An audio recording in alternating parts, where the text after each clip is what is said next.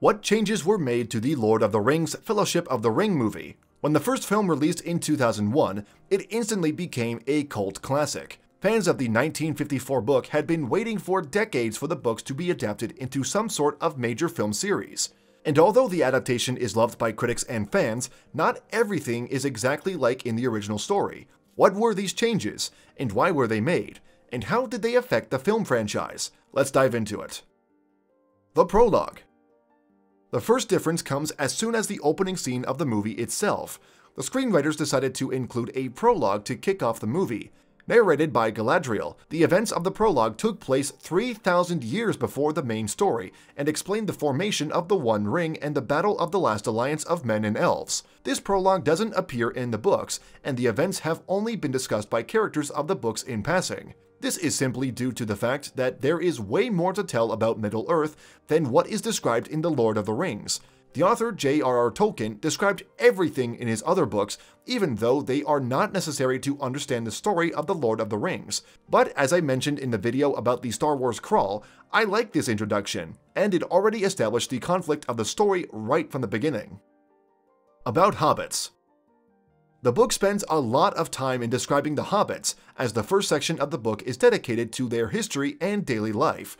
But the movie does not, and the book also explains why the Hobbits are not the very likable creatures that we see on the screen. In general, they are a conservative society. They have a negative attitude towards foreigners, and some are envious and greedy. In the movies, their flaws aren't mentioned that much. The main reason for this is that the movie doesn't begin and end at the Shire the way the book does. The Shire always stays the lovely place where the protagonists of the story want to get back to. They fight for their way back home, and to make their intention more understandable, the Shire has to be basically perfect.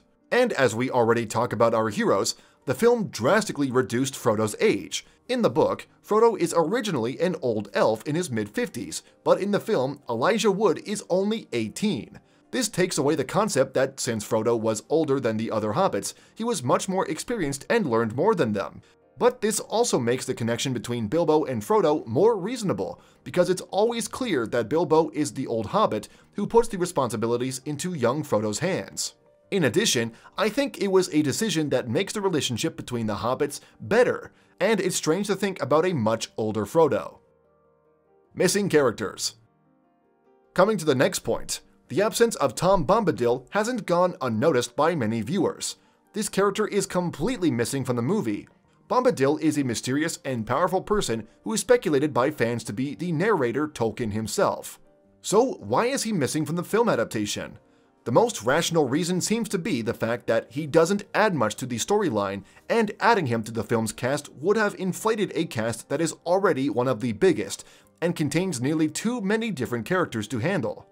This is considered to be one of the most significant changes by many due to the reason that despite his limited role, he was a key character. But another reason he was cut out is because his appearance almost entirely halts the story's overall progress, while contributing nothing to the main storyline. However, it would have been fun to watch the mystical scenes in the book come to life. In fact, Tom isn't the only character missing from the movie. Another beloved character, Glorfindel, was also entirely omitted out of the movie. Instead, Arwen took up his role at the ford to cover up the absence. In the scene in question, Strider and the hobbits are riding up to Rivendell, where they encounter an elf lord named Glorfindel, whereas Arwen remains in Rivendell. However, in the film, instead of encountering Glorfindel, they are directly acquainted with Arwen. She takes up the injured Frodo to her father at Rivendell so he can heal him, and also shows courage and bravery when the Black Riders attack them. Despite the fact that I strongly missed Glorfindel, as he was one of my absolute favorite characters and deserved to be in the film, it was an important decision by the filmmakers to leave out another character. They did this because of how massive the cast for the film was. If Lord of the Rings was a Netflix series with multiple seasons, I am pretty sure we would have Bombadil and Glorfindel in it. Boromir's death. In the book, his death is merely mentioned in the second part. But in the film, there is a large segment dedicated solely to Boromir and his death. This was most likely done by the creators to add more depth to the storyline and make the ending more dramatic. An advantage of ending the film with this scene is that it ends on a tragic note. Doing this leaves the viewers wanting more and keeps the excitement for the next movie.